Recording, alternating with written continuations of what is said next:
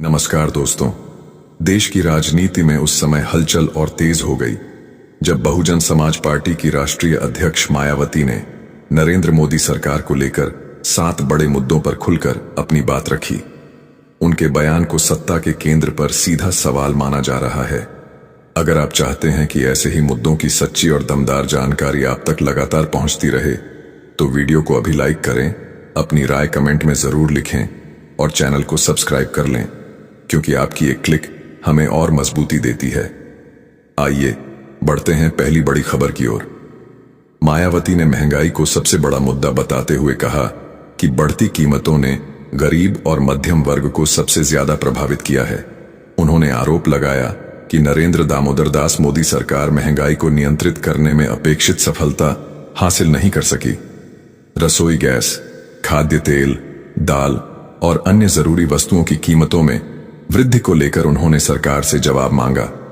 मायावती ने कहा कि जब तक राहत सीधे आम परिवार तक नहीं पहुंचेगी तब तक घोषणाएं बेअसर रहेंगी। उन्होंने मांग की कि आवश्यक वस्तुओं पर प्रभावी नियंत्रण और सीधी आर्थिक सहायता दी जाए ताकि जनता को वास्तविक राहत मिल सके। आइए बढ़ते हैं दूसरी बड़ी खबर की ओर।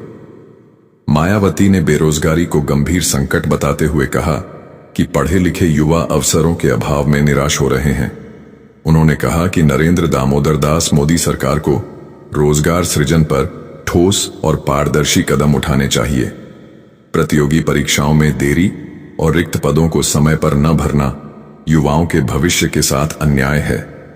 मायावती ने यह भी कहा कि यदि युवाओं को समय पर अवसर नहीं मिला तो सामाजिक असंतोष बढ़ सकता है। आइए बढ़ते हैं तीसरी बड़ी खबर की ओर। मायावती ने दलित और वंचित समाज के अधिकारों को लेकर चिंता जताई। उन्होंने कहा कि सामाजिक न्याय केवल नारे से नहीं बल्कि ठोस नीति से लागू होना चाहिए। नरेंद्र दामोदर दास मोदी सरकार से उन्होंने पूछा कि क्या योजनाओं का लाभ अंतिम व्यक्ति तक समान रूप से पहुंच रहा है।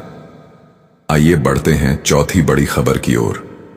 मायावती ने किसानों की स्थिति को लेकर कहा कि उन्हें उनकी फसल का उचित मूल्य मिलना चाहिए। उन्होंने आरोप लगाया कि छोटे किसान अब भी आर्थिक दबाव में हैं और राहत योजनाओं का पूरा लाभ नहीं मिल पा रहा। आइए बढ़ते हैं पांचवीं बड़ी खबर की ओर। मायावती ने शिक्षा व्यवस्था पर सवाल उठाते हुए कहा कि परीक्षा प्रणाली पारदर्शी और समयबद्ध होनी चाहिए। उन्होंने कहा कि युवाओं के भविष्य से जुड़ा कोई भी मामला लापरवाही का शिकार नहीं होना चाहिए। आइए बढ़ते हैं छठी बड़ी खबर की ओर। मायावती ने महिला सुरक्षा को सर्वोच्च प्राथमिकता बताते हुए कहा कि कानून व्यवस्था मजबूत होनी चाहिए और दोषियों के खिलाफ सख्त कार्रवाई होनी चाहिए।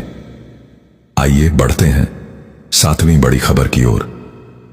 मायावती ने लोकतांत्रिक संस्थाओं की निष्पक्षता पर जोर देते हुए कहा कि लोकतंत्र की मजबूती के लिए सभी संस्थाओं का स्वतंत्र रहना आवश्यक है। उन्होंने नरेंद्र दामोदर दास मोदी सरकार से पारदर्शिता और जवाबदेही सुनिश्चित करने का आग्रह किया।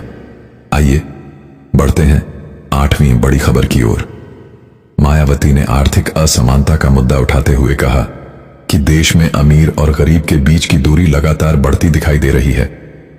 उनका कहना है कि नरेंद्र दामोदर दास मोदी सरकार बड़े उद्योगों और पूंजी निवेश पर जोर दे रही है, लेकिन छोटे व्यापारी, दिहाड़ी मजदूर और निम्न आय वर्ग अभी भी संघर्ष कर रहे हैं।